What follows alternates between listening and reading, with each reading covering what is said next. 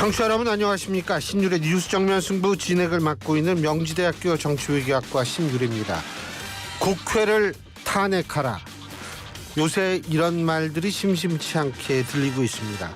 그만큼 국회가 자기 할 일을 하지 않은 상황에서 다른 정쟁에만 몰두하고 있고, 사실 요새 국회를 보면요, 입법기관이라기보다는 정권 획득 혹은 유지 수단으로 지금 전락했다라는 생각을 가질 수밖에 없습니다.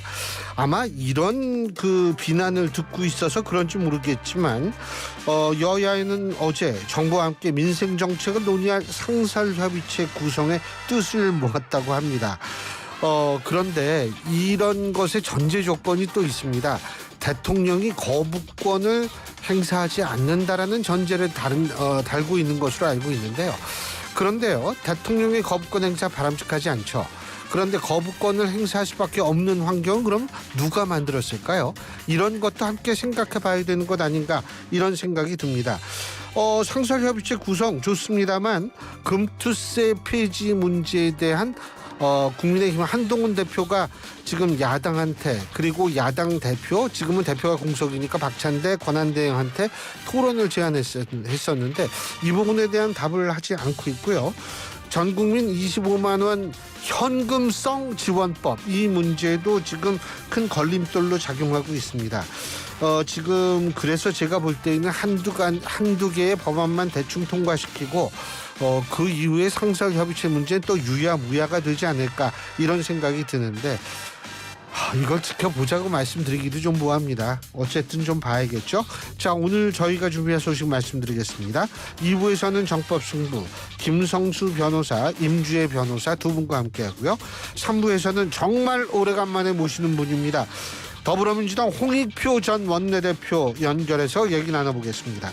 4부에서는 키워드로 보는 승부 김민아 시사평론가, 조청래 전 여의도연구원 부원장 두 분과 함께하겠습니다. 8월 8일 목요일 신유래 뉴스 정면 승부 지금부터 시작합니다.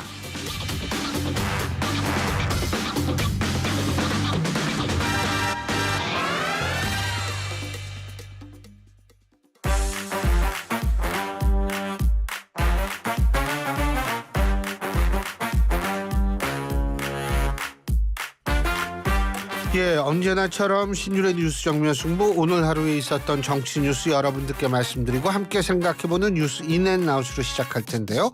오늘도 제가 너무너무 좋아하는 YTN의 이호영 아나운서 함께하겠습니다. 안녕하세요. 안녕하세요. 예, 세계 고양이 날에 인사드립니다. 이호영. 진짜요? 오늘이? 네. 오늘이? 네. 동물 좋아하잖아요. 네. 우리 집에 길고양이 3마리를 키우고 있는데 고양이 날이에요, 오늘이? 네. 그걸 우리 애들한테 오늘 잘해줘야겠네. 예? 오늘 추루 하나씩 더 주시고요. 근데 이제 우리 고양이가 3명이 있는데 3명이군요. 네. 한 명은 좀 너무 비대해가지고 네. 추루 글쎄 모르겠어요. 근데 잘해줘야겠다. 근데 갑자기 고양이 날이라 그러니까 얘기를, 내가 원래 했던 얘기가 내가 무슨 얘기를 하려고 그랬던가 까먹었는데 그 얘기. 제가 우리 청취자 여러분들께 오늘 부탁드리고 싶은 게 하나 있습니다. 뭐냐면 여러분 여름 보양식이 어떤 게 좋은지 저희한테 우물정 0945 샵 0945로 아이디어를 보내주십시오. 짧은 문자 50원, 긴 문자 100원의 유료 문자인데요. 요새 이호영 아나운서가 좀 힘이 빠져 있어요. 제가요? 전혀요?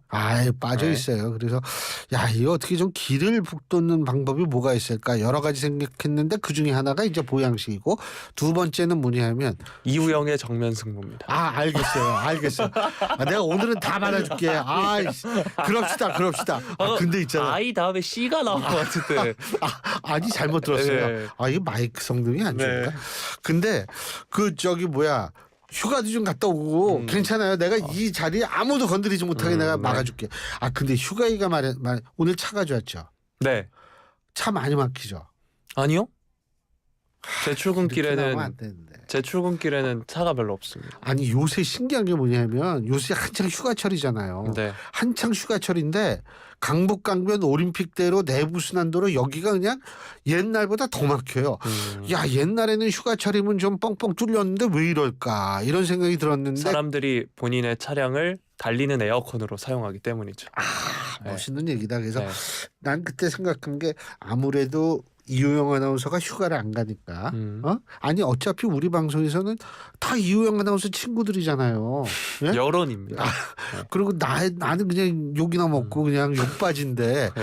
그런데 그래서 내가 이렇게 생각하는 게 뭐냐면 이효영 아나운서가 휴가를 안 가가지고 마치 내가 못 가게 한 것처럼 생각하시는 분들이 많아서 이 자동차가 이렇게 밀리나 막히나 그게 무슨 상관관계죠? 글쎄 잔소리하지 말고 네. 들으세요. 네. 그래서 저는 이제 그런 생각을 좀 했는데 뭐 휴가도 좀 갔다 오고 그리고 이제 보양식 같은 거 이제 또 아이디어 쫙 올라오면 내가 앵커께서도 이제 그 차 타고 오늘 출근하셨나요? 요새 차 갖고 다녀요. 솔직히 저도 너무 더워가지고 네. 옛날에는 저 지하철 많이 타고 다녔는데 요새는 특히 내가 나이가 있잖아요. 30대 이거 힘들어요. 예. 원래 그 차량 운전하고 다니시는 분들이 그렇게 설명을 하더라고요. 달리는 에어컨, 달리는 노래방. 달리는 노래방. 네. 그렇죠. 네.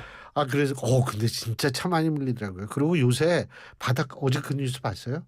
바닷가 모래사장 해변가 거기 온도가 몇 도까지 올라가는지 아세요? 아니요. 46도, 50도까지 올라가더라고요. 그러니까 해변에 이 비치 파라솔만 있지 사람이 한 명도 없어요. 예? 피서를 갔는데 결국 숙소에만 있게 되는 현상. 그리고 어떤 분이 그러시더라고요. 물에 들어가도 물이 뜨뜻해가지고요. 예? 그래가지고 그래서 모두 휴가들 안 가셨나 이런 생각을 좀 했어요. 예. 이게 고양이의 날에서 보양식에서 이렇게 차량과 고양이 보양식이나 미쳤더라니까 큰일 나. 휴가와 무슨 그리고 참 그거 알아요? 이제 그 개고기 식용이 어젠가부터 금지가 돼 있어요. 근데 유예 기간이 3년이기 때문에 저건데 어쨌든 잡수면 안 되고 네. 원래 안 먹죠. 네. 네, 저도 원래 안 먹어요. 참 또 딴 얘기 한다 그럴까 봐 얘기를 안 해야지. 내일 얘기해야지. 또 구박받잖아요. 네. 예. 자, 오늘 어떤 얘기부터 해볼까요? 네. 그 샵 0945 이야기 해주셨나요? 아까 보양식으로 샵 0945 짧은 문자 50원 긴 문자 100원의 유료 문자 얘기했죠. 네. 자, 첫 번째 소식부터 다뤄드리면 이제 국회 관련 소식입니다. 여야 국민의힘 배준영, 민주당 박성준 원내수석 부대표 간의 국회 회동이 있었는데요.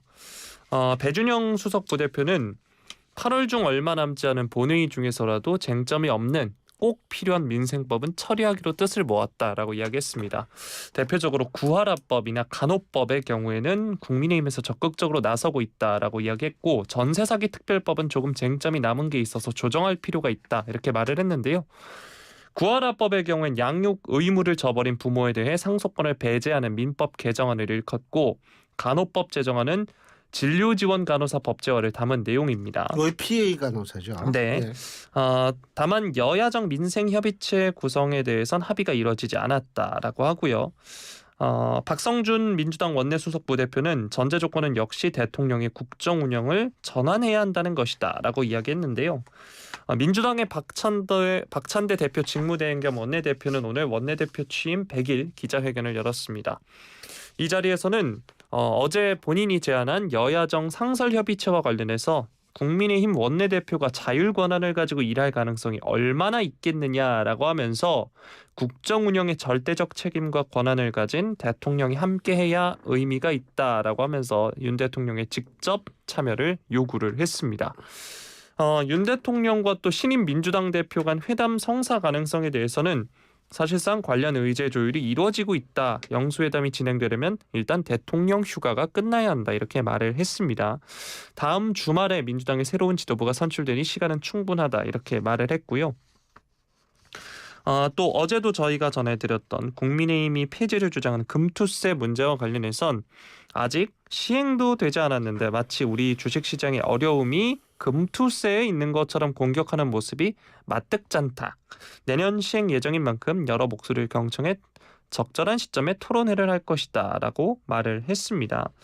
또 민주당 주도의 법안 처리, 대통령의 제2요구, 법안 폐기가 반복되는 데 대해서도 이야기를 했는데요.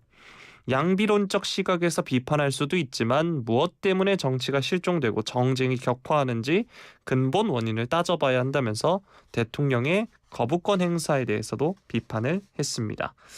네, 민주당에선 이 여야정 협의체에 보면 국정 운영의 절대적 책임과 권한을 가진 대통령이 함께 해야 한다 이런 주장입니다. 이 소식 뉴스인 부탁드리겠습니다. 자, 일단은 그 박찬대 원내대표 직무대행이죠. 당대표 직무대행. 국민의힘 원내대표가 자유권한을 가지고 일할 가능성이 얼마나 있겠느냐.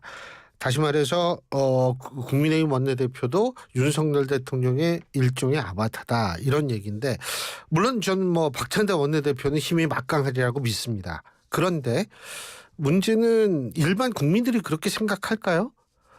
왜? 지금 전당대회 보면 90%에서 90% 이상에서 80% 후반대로 득표율이 떨어져서 그렇지, 사실은 전무후무한 득표율을 기록하고 있는 것이 이재명 전 대표고요. 지금 전당대회에서 두 번째, 일극체제라는 소리를 듣는 정당이 과연 어디일까요? 그렇다면 그 윤 대통령이 직접 나와라 이렇게 얘기를 하면은 반대쪽에서는 아마 이렇게 얘기할 겁니다. 일극체제니까 이재명 대표가 직접 나와라. 이렇게 얘기할 겁니다. 그러면은 이건 여야정 협의체가 아니고 상설영수회담 협의체가 되는 거죠. 예? 그런데 어쨌든 제가 볼 때는 지금 다른 당 얘기하기는 좀 힘든 상황이다. 일반 국민들이 바라볼 때는요. 이런 말씀을 좀 드리고 싶고요. 또 한 가지는 뭐냐면 지금 여야정 상설협의체 물론 좋습니다. 근데 이게 그 과거 문재인 정권 때도 사실 몇 번 안 했어요. 얘기가 나왔다가. 이게 그만큼 돌아가기가 힘든 건데, 지금 그래서 제가 볼 때에는, 그리고 제가 참 여기서 한 가지만 좀 지적하고 싶은 게, 지금 구하라법 아마 이거는 통과가 될 거예요. 근데 간호법 이게 있잖아요. 사실은 되게 그런 게, 전 옛날부터 그랬어요. 이 간호법을 대통령이 거부권 행사해서는 안 된다라고 얘기를 했는데, 지난번에 거부권 행사하고서 지금 의정 갈등 터지니까 이제 이거 다시 뭘 하겠다. 이것도 사실 국민들이 보기에는 좀 뭐하죠. 그렇기 때문에, 그런데 어쨌든 필요하면은 하겠죠. 근데 이 두 가지 정도만 가능성이 있고 나머지는 저는 똑같이 이 소위 말하는 이 입법 이 교착 상태가 계속 지속되지 않을까 이런 생각이 들고요. 그래서 이게 뭐냐면 대통령 거부권 행사 이것 때문에 결국은 정쟁이 격화된다 뭐 이런 식인데, 거부권 행사하지 않기 위해서 저는 여야가 협의를 하는 법안, 제가 항상 하는 얘기 있어요. 여야가 협의해서 법안을 통과시켰는데 대통령이 거부권 행사했다. 이건 대통령이 비난받아야 마땅한 거죠. 그런데 단독으로 다 통과시킨 거 거부권 행사하면 왜 단독으로 통과시켰을까? 여기부터 따져봐야 되거든요. 그래서 이런 것들 다 따져보면 제가 볼 때는 정말 죄송한 얘기지만 여야정 협의체라는 거, 상설협의체 이거 안 될 거라고 봅니다. 저는. 그러니까 이거 안 될 거라고 보고요. 뭐 잘하면 한두 번 회의는 할 수 있겠죠. 하지만 흐지부지 될 거라고 저는 생각을 합니다. 너무 많은 희망을 가지실 필요가 없고요. 그러니까 우리가 할 수 있는 얘기, 국회를 탄핵하라는 얘기인데, 국회는 탄핵 대상이 아닙니다. 국회의원들은 어떤 잘못을, 물론 이제 형법상의 잘못을 하면 이게 대법원 할 때까지 월급 꼬박꼬박 깜빵에 있더라도 꼬박꼬박 받아먹고 있는 그런 상태가 유지가 되거든요. 국회의원은 우리나라 진짜 철밥통 오브 철밥통이거든요. 그렇기 때문에 이들이 잘못됐을 때 과연 우리는 어떠한 수단을 가지고 이들의 행동을 준엄하게 꾸짖을 수 있는가, 이런 부분을 사실 생각을 해야 되거든요. 근데 국민소환제 이거는 헌법 개정에 관한 문제입니다. 이걸 도대체 어떻게 해야 하는지 국민들이 지혜를 짜내야 될 때가 아닌가 이런 생각이 듭니다. 네.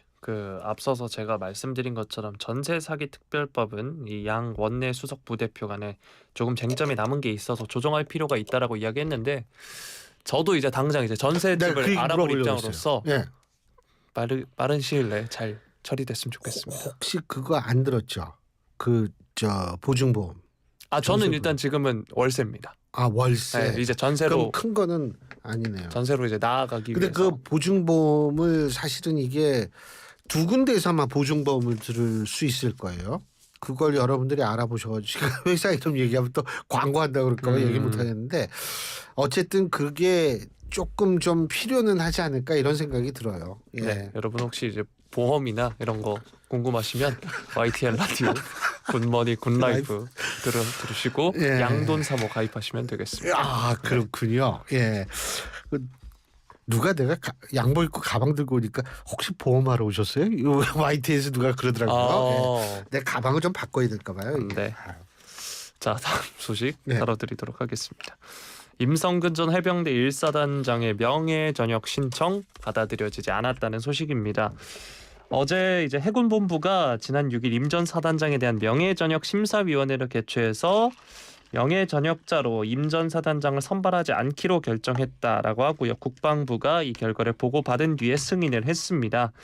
앞서서 임 전 사단장이 지난달 23일에 명예 전역 지원서를 제출을 했고요.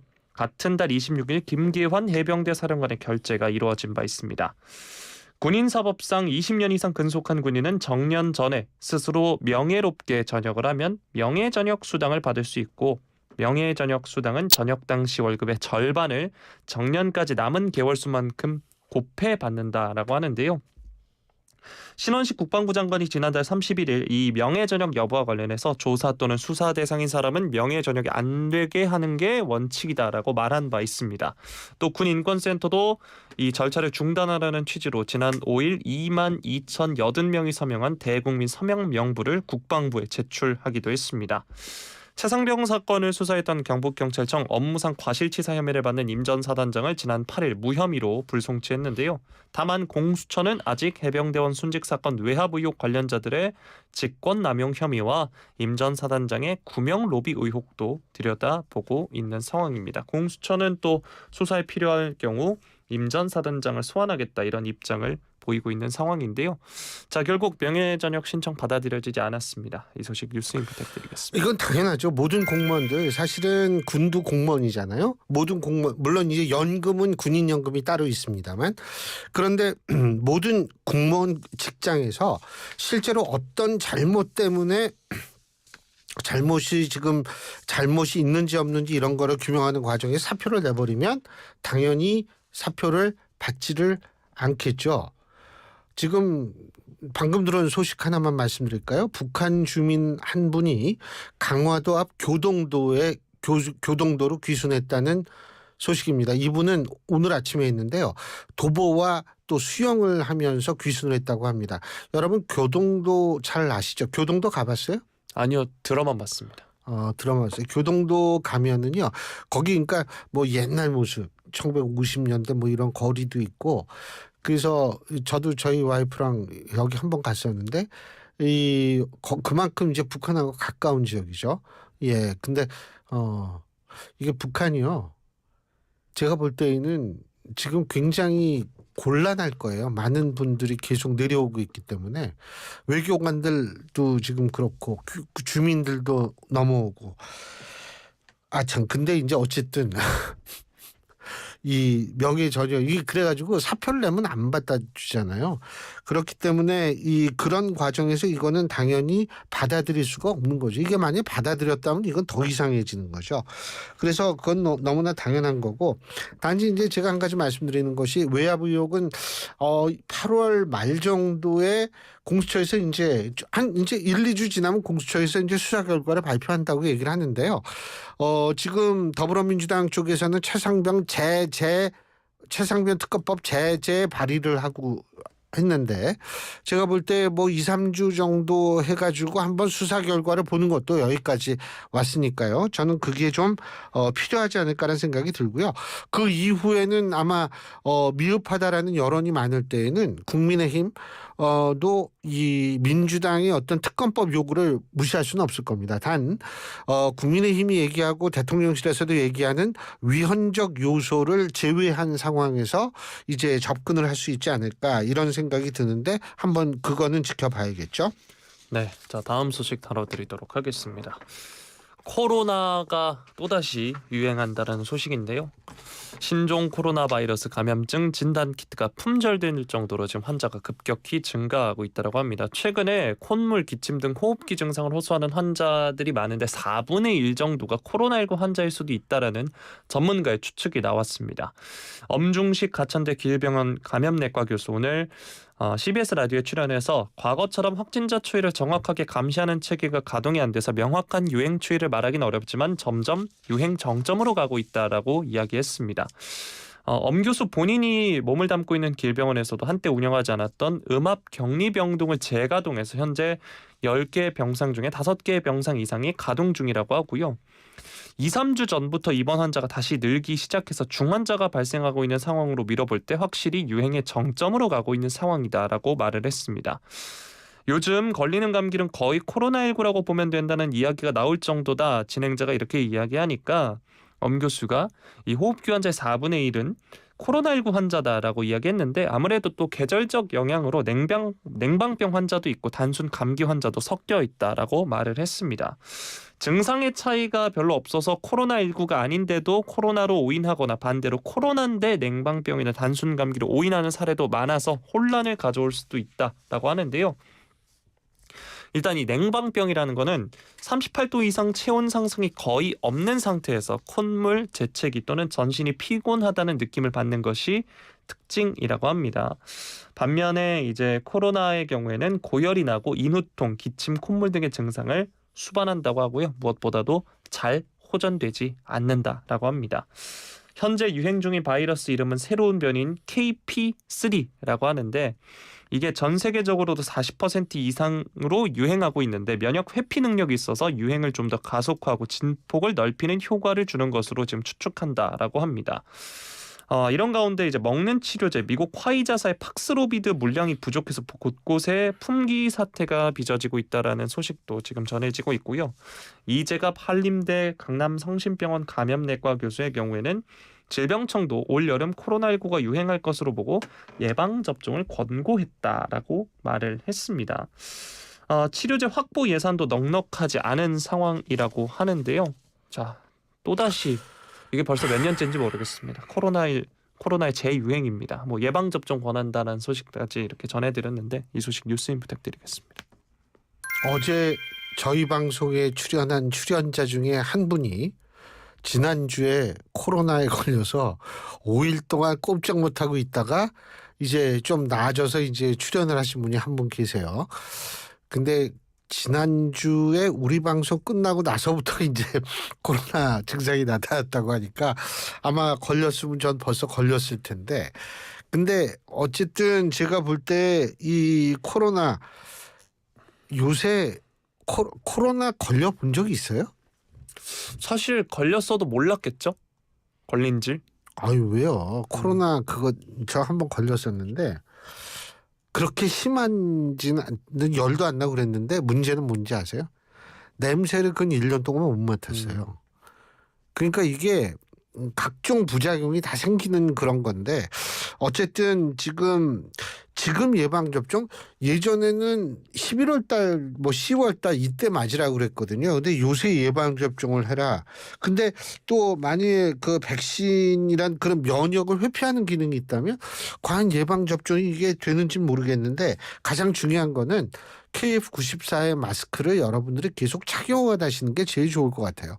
KF 마스크 특히 이제 요새 지하철 타보면 마스크 쓰신 분이 저밖에 없어요. 쓴 사람이. 워낙 덥기도 하니까요. 네. 근데 저는 꼭 지하철 탈 때 마스크 쓰는데 여러분들 꼭 그 지하철 탈 때, 버스 탈 때, 혹은 극장 갔을 때, 뭐 이럴 때 꼭 마스크를 좀 쓰시면은 참 좋을 것 같다 이런 생각이 듭니다.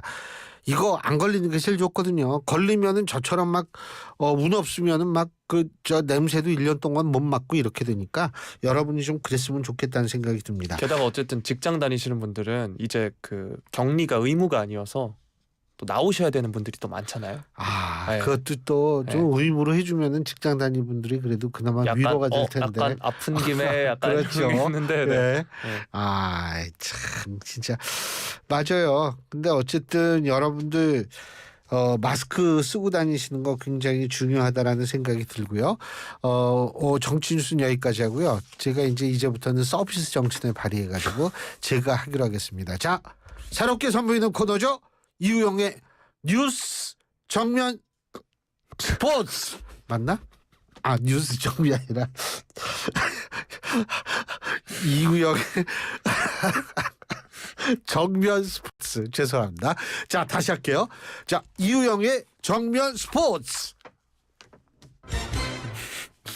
그 생방송에서 다시 할게요를 정말 오랜만에 듣는 것 같아요. 그죠? 예. 네. 아 면접할 때 있잖아요. 네. 우리 신입생들이 면접할 때 딱 물어보잖아요. 그럼 애들이 쫙 대답하다 딱 막혀요. 저 교수님 처음부터 다시 할게요. 그런 학생들이 있어요. 근데 제가 항상 나중에 이제 뭐 학생들이 이제 입학한 신입생들한테 얘기하는 게 면접할 때 절대로 다시 할게요라고 얘기하지 말라고 제가 얘기를 하거든요. 근데 오늘 얘기를 했어요. 네, 그 당사자께서 직접 하셨네요. 글쎄요. 네. 자, 파리 올림픽 소식 다뤄드릴 텐데 일단 스마일 점프라고 불리는 우상혁 선수 한국 육상 트랙 필드 사상 첫 메달 획득을 위한 첫 관문을 무사히 통과를 했습니다. 한국 시간으로 7일 이제 파리에서 열린 파리올림픽 육상 남자 높이뛰기 예선에서 공동 3위에 오르면서 이제 결선 진출을 자축을 했고요. 리우데자네이루 대회에선 예선 탈락했으나 도쿄올림픽에선 결선행 티켓을 따낸 바 있습니다. 광복 이후 우리나라 육상이 배출한 올림픽 메달리스트가 92년 바르셀로나 황영조 선수 그리고 1996년 애틀란타 이봉주 선수 단 2명이라고 합니다. 그래서 바르셀로나 이제 몬주익 광장 언덕을 올라가신 황영조 선수 동상이 마련이 돼 있고, 그래요? 네, 저도 이제 기념 사진을 찍었던 기억이 있습니다. 그렇구나.